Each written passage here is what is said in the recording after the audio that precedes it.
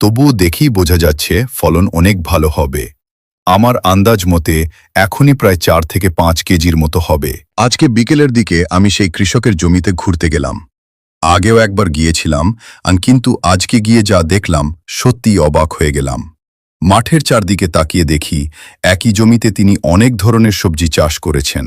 কোথাও লাউ, কোথাও কুমড়া, আবার কোথাও বিভিন্ন সবজি গাছ। সব মিলিয়ে পুরো জমিটা যেন সবুজে ভরে গেছে। কিন্তু এর মধ্যেই একটা জিনিস আমার চোখে পড়ল, আর সেটাই আমাকে সবচেয়ে বেশি অবাক করল। আমি দেখলাম তিনি মাত্র 3টা ঝোপ সসিন্দা লাগিয়েছেন। প্রথমে মনে হলো 3টা ঝোপ দিয়ে আর কি বা হবে, কিন্তু একটু কাছে গিয়ে যখন ভালো করে দেখলাম তখন সত্যিই অবাক হয়ে গেলাম।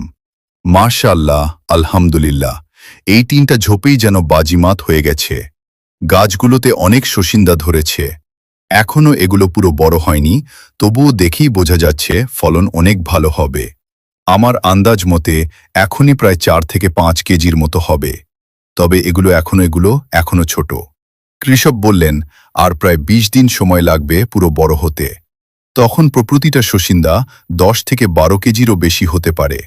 আমি তখন ভাবছিলাম, ছোট একটা জায়গা, মাত্র 3টা ঝোপ, অথচ ফলন দেখে মনে হচ্ছে অনেক বড় লাভ হতে পারে। আমাদের স্থানীয় বাজারে এই সসিন্দা কেজি 100 থেকে 120 টাকায় বিক্রি হয়। যদি হিসাব করি, এই প্রথম ধাপেই সেই কৃষক 12 কেজি সসিন্দা পেয়েছেন। যদি কেজি 100 টাকা ধরা হয়, তাহলে শুধু প্রথম ফলনেই প্রায় 1200 টাকা আয় হয়ে যায়। এখন ভাবুন, এটা তো শুধু প্রথম ফলন। কৃষক বললেন এই গাছগুলো থেকে শুধু একবার নয়, সারা বছরই কয়েক ধাপে ফল পাওয়া যাবে। অর্থাৎ বারবার ফল ধরবে এবং বিক্রি করা যাবে। তাহলে একটু চিন্তা করে দেখুন, মাত্র 3টা ঝোপ থেকে যদি কয়েক ধাপে ফলন আসে, তাহলে পুরো বছরে কত টাকা আয় হতে পারে? এটা সত্যিই অবাক করার মতো বিষয়।